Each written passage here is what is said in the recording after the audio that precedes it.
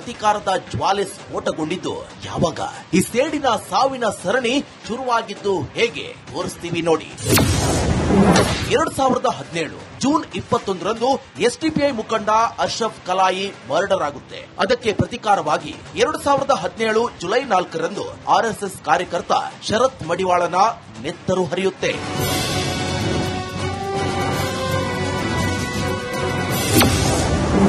ಬಳಿಕ ಶಾಂತವಾಗಿದ್ದ ಕರಾವಳಿಯಲ್ಲಿ 2018ರ ಜನವರಿ 3ರಂದು ಬಿಜೆಪಿ ಕಾರ್ಯಕರ್ತ ದೀಪಕ್ ರಾವ್ ಕೊಲೆಯಾಗುತ್ತೆ. ಇದಕ್ಕೆ ಪ್ರತೀಕಾರವಾಗಿ 2018 ಜನವರಿ 3ರಂದೇ ಮುಸ್ಲಿಂ ಮುಖಂಡ ಬಶೀರ್ ಹತ್ಯೆಯಾಗುತ್ತೆ.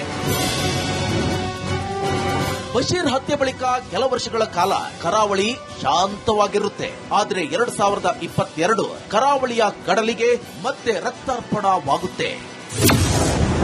2022 ಜುಲೈ 19ರಂದು ಸುಳ್ಯದ ಬಳ್ಳಾರಿಯಲ್ಲಿ ಮಸೂದ್ ಎಂಬಾತನ ನೆತ್ತರು ಹರಿಯುತ್ತೆ. ಮಸೂದ್ ಹತ್ಯೆ ಪ್ರತೀಕಾರವಾಗಿ 2022 ಜುಲೈ 26ರಂದು ಹಿಂದೂ ಮುಖಂಡ ಪ್ರವೀಣ್ ನೆಟ್ಟಾರು ಹೆಣ ಬೀಳುತ್ತೆ. ಪ್ರವೀಣ್ ನೆಟ್ಟಾರು ಹತ್ಯೆ ಇಡೀ ರಾಜ್ಯದಲ್ಲಿ ಸಂಚಲನ ಮೂಡಿಸುತ್ತೆ. ಬಿಜೆಪಿ ರಾಜ್ಯಾಧ್ಯಕ್ಷರ ಕಾರನ್ನೇ ನಡುಗಿಸಿ ಬಿಡುತ್ತೆ. ಅದಾದ ಕೆಲವೇ ದಿನಗಳಲ್ಲಿ ಮತ್ತೆ ರಕ್ತ ಹರಿಯುತ್ತೆ. 2022 ಜುಲೈ 28ರಂದು ಸುರತ್ಕಲ್ನ ಫಾಜಿಲ್ ಎಂಬಾತನ ಬರ್ಬರ ಹತ್ಯೆಯಾಗುತ್ತೆ. ಇದಕ್ಕೆ ಪ್ರತೀಕಾರವಾಗಿ ಈಗ ಅಂದ್ರೆ 2025 ಮೇ 1ರಂದು ಹಿಂದೂ ಕಾರ್ಯಕರ್ತ ಸುಹಾಸ್ ಶೆಟ್ಟಿ ನೆತ್ತರು ಹರಿದು ಬಿಟ್ಟಿದೆ. ನೋಡಿದ್ರಲ್ವಾ ಕರಾವಳಿಯ ಕರಾಳ ರಕ್ತ ಚರಿತ್ರೆಯನ್ನ, ಪ್ರತೀಕಾರದ ಜ್ವಾಲೆಯನ್ನ. ಇನ್ನಾದ್ರೂ ಈ ಸೇಡಿನ ದಾಹ ನೀಗಲಿ. ಸಿಕ್ತ ಚರಿತ್ರೆ ಕಡಲಿನ ಅಲೆಗಳಲ್ಲಿ ಕೊಚ್ಚಿ ಹೋಗಲಿ. ದಿನೇಶ್ ಜೊತೆ Chandru, republic Kannada, Mangaluru.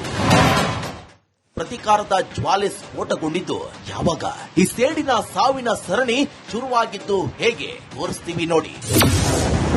2017 June 21ರಂದು SDPI ಮುಖಂಡ ಅಶ್ರಫ್ ಕಲಾಯಿ ಮರ್ಡರ್ ಆಗುತ್ತೆ. ಅದಕ್ಕೆ ಪ್ರತೀಕಾರವಾಗಿ 2017 ಜುಲೈ 4ರಂದು ಆರ್ಎಸ್ಎಸ್ ಕಾರ್ಯಕರ್ತ ಶರತ್ ಮಡಿವಾಳನ ನೆತ್ತರು ಹರಿಯುತ್ತೆ.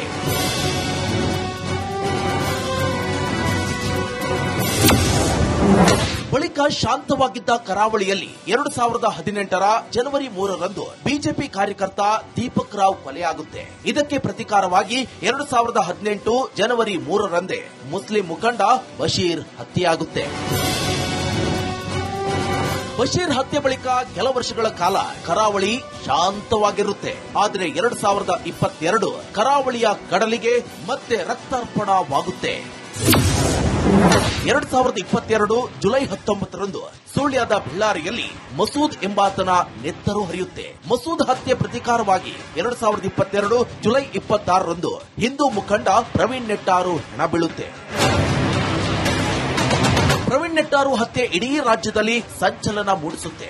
ಬಿಜೆಪಿ ರಾಜ್ಯಾಧ್ಯಕ್ಷರ ಕಾರನ್ನೇ ನಡುಗಿಸಿ ಬಿಡುತ್ತೆ. ಅದಾದ ಕೆಲವೇ ದಿನಗಳಲ್ಲಿ ಮತ್ತೆ ರಕ್ತ ಹರಿಯುತ್ತೆ. 2022 ಜುಲೈ 28ರಂದು ಸುರತ್ಕಲ್ನ ಫಾಜಿಲ್ ಎಂಬಾತನ ಬರ್ಬರ ಹತ್ಯೆಯಾಗುತ್ತೆ.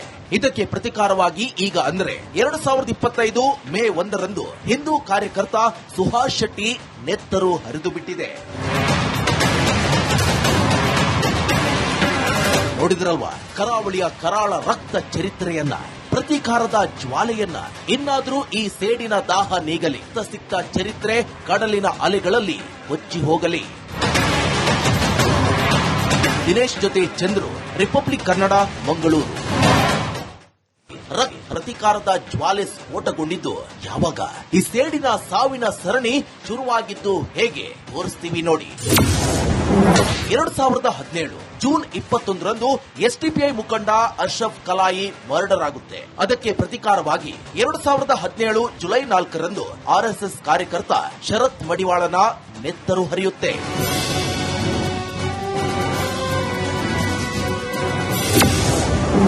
ಬಳಿಕ ಶಾಂತವಾಗಿದ್ದ ಕರಾವಳಿಯಲ್ಲಿ 2018ರ ಜನವರಿ 3ರಂದು ಬಿಜೆಪಿ ಕಾರ್ಯಕರ್ತ ದೀಪಕ್ ರಾವ್ ಕೊಲೆಯಾಗುತ್ತೆ. ಇದಕ್ಕೆ ಪ್ರತೀಕಾರವಾಗಿ 2018 ಜನವರಿ 3ರಂದೇ ಮುಸ್ಲಿಂ ಮುಖಂಡ ಬಶೀರ್ ಹತ್ಯೆಯಾಗುತ್ತೆ.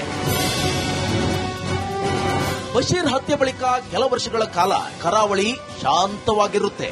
ಆದರೆ 2022 ಕರಾವಳಿಯ ಕಡಲಿಗೆ ಮತ್ತೆ ರಕ್ತಾರ್ಪಣವಾಗುತ್ತೆ. 2022 ಜುಲೈ 19ರಂದು ಸುಳ್ಯದ ಬಳ್ಳಾರಿಯಲ್ಲಿ ಮಸೂದ್ ಎಂಬಾತನ ನೆತ್ತರು ಹರಿಯುತ್ತೆ. ಮಸೂದ್ ಹತ್ಯೆ ಪ್ರತೀಕಾರವಾಗಿ 2022 ಜುಲೈ 26ರಂದು ಹಿಂದೂ ಮುಖಂಡ ಪ್ರವೀಣ್ ನೆಟ್ಟಾರು ಹೆಣ ಬೀಳುತ್ತೆ. ಪ್ರವೀಣ್ ನೆಟ್ಟಾರು ಹತ್ಯೆ ಇಡೀ ರಾಜ್ಯದಲ್ಲಿ ಸಂಚಲನ ಮೂಡಿಸುತ್ತೆ. ಬಿಜೆಪಿ ರಾಜ್ಯಾಧ್ಯಕ್ಷರ ಕಾರನ್ನೇ ನಡುಗಿಸಿ ಬಿಡುತ್ತೆ. ಅದಾದ ಕೆಲವೇ ದಿನಗಳಲ್ಲಿ ಮತ್ತೆ ರಕ್ತ ಹರಿಯುತ್ತೆ. 2022 ಜುಲೈ 28ರಂದು ಸುರತ್ಕಲ್ನ ಫಾಸಿಲ್ ಎಂಬಾತನ ಬರ್ಬರ ಹತ್ಯೆಯಾಗುತ್ತೆ. ಇದಕ್ಕೆ ಪ್ರತೀಕಾರವಾಗಿ ಈಗ ಅಂದ್ರೆ 2025 ಮೇ 1ರಂದು ಹಿಂದೂ ಕಾರ್ಯಕರ್ತ ಸುಹಾಸ್ ಶೆಟ್ಟಿ ನೆತ್ತರು ಹರಿದು ಬಿಟ್ಟಿದೆ. ನೋಡಿದ್ರಲ್ವಾ ಕರಾವಳಿಯ ಕರಾಳ ರಕ್ತ ಚರಿತ್ರೆಯನ್ನ, ಪ್ರತೀಕಾರದ ಜ್ವಾಲೆಯನ್ನ. ಇನ್ನಾದ್ರೂ ಈ ಸೇಡಿನ ದಾಹ ನೀಗಲಿ. ಸಿಕ್ಕ ಚರಿತ್ರೆ ಕಡಲಿನ ಅಲೆಗಳಲ್ಲಿ ಕೊಚ್ಚಿ ಹೋಗಲಿ. ದಿನೇಶ್ ಜೊತೆ ಚಂದ್ರು, ರಿಪಬ್ಲಿಕ್ ಕನ್ನಡ, ಮಂಗಳೂರು. ಪ್ರತೀಕಾರದ ಜ್ವಾಲೆ ಸ್ಫೋಟಗೊಂಡಿದ್ದು ಯಾವಾಗ? ಈ ಸೇಡಿನ ಸಾವಿನ ಸರಣಿ ಶುರುವಾಗಿದ್ದು ಹೇಗೆ ತೋರಿಸ್ತೀವಿ ನೋಡಿ. 2017 ಜೂನ್ 21ರಂದು ಎಸ್ಡಿಪಿಐ ಮುಖಂಡ ಅಶ್ರಫ್ ಕಲಾಯಿ ಮರ್ಡರ್ ಆಗುತ್ತೆ. ಅದಕ್ಕೆ ಪ್ರತೀಕಾರವಾಗಿ 2017 ಜುಲೈ 4ರಂದು ಆರ್ಎಸ್ಎಸ್ ಕಾರ್ಯಕರ್ತ ಶರತ್ ಮಡಿವಾಳನ ನೆತ್ತರು ಹರಿಯುತ್ತೆ.